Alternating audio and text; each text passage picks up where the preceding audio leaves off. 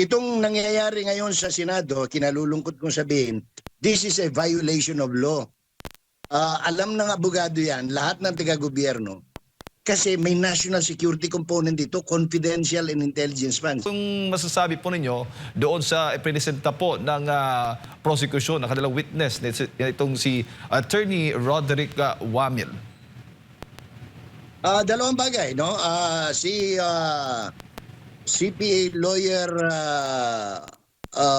Wamil ay maganda at hindi, no? Maganda sapagkat sinabi niya ang nagdudumilat na katotohanan na lahat ng public funds ay dapat i-audit. Yun ang isang maganda. Ibig sabihin, lahat ng pondo sa gobyerno, kay local government yan, kay national government, kay government owned or controlled corporations, o maging korte, maging congress, dapat yan ino-audit lahat, no? At lahat naman, kung susundin mo yung 1975 amendment, pinakahuling amendment sa auditing rules and procedures ng gobyerno, lahat dapat talagang ino-audit. Kaya lamang, ang nangyari, ang Kongreso, sa pamamagitan ng mga senador at congressman, ay nagpasa ng Concurrent Resolution number 10 na gumawa sila ng sariling republika at sinabi nilang hindi na sila kasama doon sa COA Rules and Regulation at sila ay certification na lamang yung kanilang mga liquidation. So doon pa lang meron ng bending the law. So hindi maganda sapagkat masyadong binabad ni attorney ng Counsel for the Prosecutor Kapunan si Mr. Wamil na hindi dapat sa kanya pinakamahaba doon 30 minutos lang just to certify na siya ay nagsagawa ng state audit doon sa confidential fund ng Office of the Vice President. Kasi sa tinagal-tagal na hinaba, lumalabas tuloy na wala siyang alam talaga. Wala siyang personal knowledge kasi unang-una at nahuli pa siyang nagsisinungaling. No, kasi sabi niya, lahat ng pondo ino-audit. Pangalawa, sabi niya, bukod tanging si Vice President Duterte lamang ang merong confidential funds. Lumabas, 2014 pa, merong confidential funds yung Vice President noon, no? Kung di ako nagkakamali, si Mr. Binay. So hindi lang si Miss Duterte ang may confidential fund. Pangalawa, gusto ko lang siguro para mas lalong lumawak yung kaalaman ng ating mga manonood, Jade, no? Na gusto ko lang susugan yung mga sinabi ni Mr. Galang kanina, ni Colonel Galang, retired Colonel Galang. Kasi hindi nyo na itatanong, 11 years ako sa gobyerno. Pagdating ho talaga ng ending December, ginagamit ho talaga lahat ng pondo kasi pag hindi mo ginamit yan, ibabalik yan sa treasury. In other words, ang tawag po namin dyan, we ino-obligate, no? Lahat ng accounts, halimbawa, meron kang ginawa noong July, August, September, October, November, December. Kaya i-obligate mo yan para mabayaran. Kasi pag hindi mo nabayaran yan, may problema ka sa fiscal management kung tawagin, no? So, yun nangyari, itong pondo, tandaan natin isang maliwanag. Itong pondong pinag-uusapan natin, 125 million noong 2022 ay hindi po confidential fund ng Office of the Vice President yan. Yan po ay bahagi ng Confidential and Intelligence Fund ng Office of the President. Kaya dapat dito, kung meron man dapat managot doon sa first 125 million na binusisi umano nitong si Mr. Wamil, ang Office of the President, because by operations of law under GAA, sa kanila yung pondo. Kumbaga pinagamit sa OVP. So dapat ang OOP, Office of the President, siya ang nag-liquidate using whatever documents na ginamit ng OVP. Pangalawa, itong nangyayari ngayon sa Senado, kinalulungkot kong sabihin, this is a violation of law. Alam ng abogado yan, lahat ng taga-gobyerno, kasi may national security component dito, confidential and intelligence funds. Kaya nga, dapat ang ginawa ng prosecution ang nilagay nilang mga witness dito, dapat mga retired commissioner sa Auditor General, no, retired commissioners ng COA. Hindi yung ultimong utusan, no. I'm sorry to say, he was just a technically clerk lang si Wamil doon sa tinatawag state prosecutor kasi attorney for. Ano ba naman yung attorney for pagdating mo sa gobyerno, no? Pangalawa, hindi binubuksan yan. Bawal na bawal yan kasi may national security component.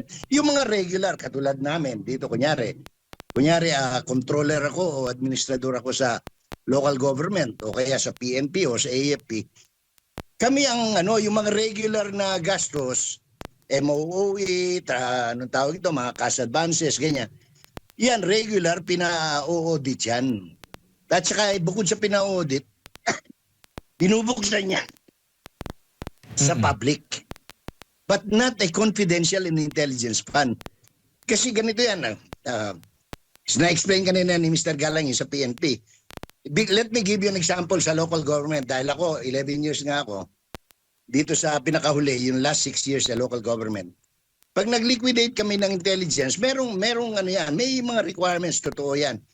Pero remember, itong joint resolution circular na yan, bago lang yan. Ewan ko kung kailan na ginamit. Pero merong existing auditing rules dyan, post-audit saka pre-audit. No, pagkatapos, ilalagay mo ron. Pero pag intel funds, confidential, hindi mo pwedeng sabihin mo, ito, gamot ito, binigay namin sa isang commander ng NPA para nang sa ganun, mapasurrender namin sila. Hindi mo pwedeng banggitin yun. Ipapahamak mo yung mga taong nagkatiwala sa'yo.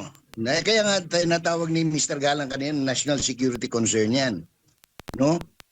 Tanga lang itong Kasi ang katotohanan kasi, itong mga madadaldal na congressman natin tsaka mga anong tawag ito, party list representative, wala namang alam sa government auditing and procedure, Walang alam sa panggogobyerno kasi hindi sila dumaan ng mayor, hindi sila dumaan ng gobernador. Hindi nila alam yan. Kaya sila daldal ng daldal, wala naman silang alam, bobot kalahati ang mga tinamaan ng Buenas. No, ang dapat diyan, ang kinuha ng prosecutor, sige, may question sila, may na-discover. Dapat doon ang ipipresent ng prosecutor yung mga talaga may kaalaman intel officer. Paano ginawa ninyo rito without mentioning names, without mentioning places, dates, ganyan. Para at least authentic. Tingnan mo, ang nangyari tuloy nahuli ng opposition ng defense yung at saka alam mo very evasive yung Wamil, no? Pagka tinatanong siya, lang, alam mo ba ito? Sasabihin lang niya, hindi po. Hindi, ang dami niya paikot-ikot. Mukhang may sinusunod na naman na script. Yun ang kasi kaya nawawalan yung gana ng pag tiningnan mo, mula nung umpisa hanggang kahapon, wala pang matinong witness na i-present ang prosecutor, Jade. Opo. Unfortunately, hindi ako. Gusto ko makita Bakit hindi Ang problema lang, number one, sabi nga ni Attorney Panelo, we will be violating laws.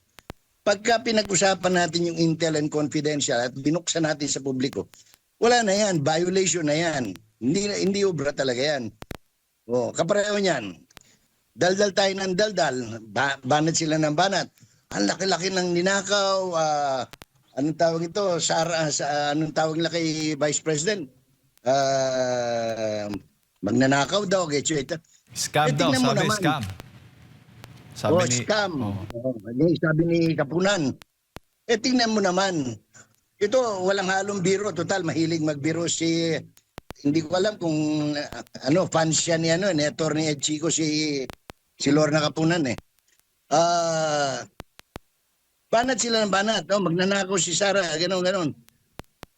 Mas mahal pa pala yung binibigay na tip ni Sir Rapi sa mga porn star ng Viva Max na 200 hanggang 300,000 pesos as against kay Agent Mary Grace Piatos na pinambili ng pagkain at gamot na 70,000 lang.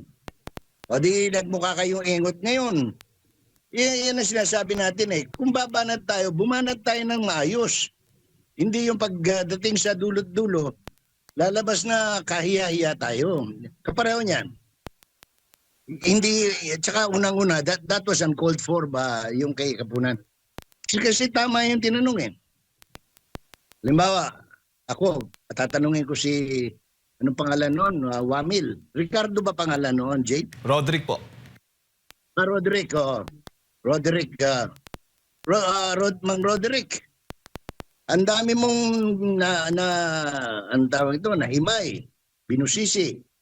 2022, last quarter, first quarter, second quarter, third quarter ng 2023. Ikaw ba, sa nakita mo, base sa mga dokumentong hinimay mo, nagkameron ba o nagkapera ba si Duterte dyan?